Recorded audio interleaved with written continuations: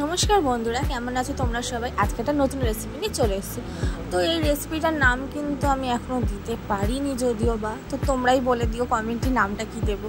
তো এখানে দেখো লাউ পাতা নিয়েছি। তো লাউ পাতাগুলো ভালো করে ধুয়ে ডাঁটিগুলো কেটে নিয়েছি, তারপর আবারও পরিষ্কার করে ভালো করে ধুয়ে নিচ্ছি। তো এখানে দেখো আমি অনেকগুলো লাউ পাতা নিয়ে ভালো করে ডাঁটি কাটারও আগে ধুয়ে নিয়েছি, আবার কাটারও পরে ধুয়ে নিয়েছি। তারপর এখানে নিয়েছি মুসুরির ডাল।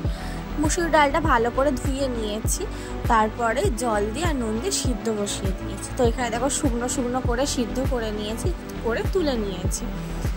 তারপরে এতে পেঁয়াজ কুচি, তো পেঁয়াজটা একটুখানি বড় বড় করে কেটেছি কিন্তু। তারপরে লঙ্কা কুচি, রসুন কুচি, আদা কুচি, হলুদ গুঁড়ো, লঙ্কার গুঁড়ো, নুন আর জিরের গুঁড়ো দিয়ে ভালো করে মাখিয়ে নিচ্ছি। একটু করে চিনিও দিয়েছি। তারপর ভালো করে মাখিয়ে নিলাম। তো এখানে দেখো আমার মাখানোটা কমপ্লিট হয়ে গেছে। তো এখানে দেখো এবার কি করে আমি পাতার উপর দিচ্ছি। পাতার উপর একটুখানি ভালো করে সরষের তেল দিয়ে মাখিয়ে নিচ্ছি। তারপরে 1 চামচ মতো ডাল দিলাম, তারপরে আরেকবার দিয়ে দিলাম, দিয়ে একদিক দিয়ে পাতাটা মুড়ে নিচ্ছি।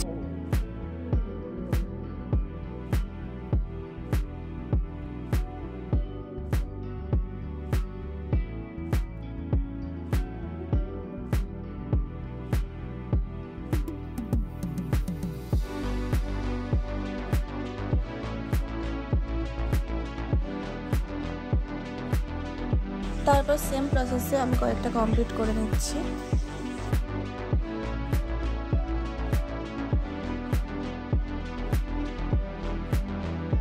তারপর দেখো এখানে আমি তেল গরম করতে দিয়েছি। তো এটা হলো সর্ষের তেল।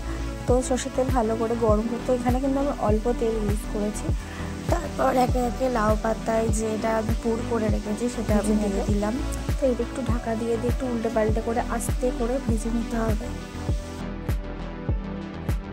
তো এখানে দেখো উল্টে পাল্টে ভালো করে ভেজে নিয়েছি, আর এটা গরম ভাতের সাথে কিন্তু খুব সুন্দর লাগে। তো কেমন লাগলো ভিডিওটা অবশ্যই জানাবে। ভালো লাগলে একটা লাইক করে দিও আর সাবস্ক্রাইব করে দিও। বাই।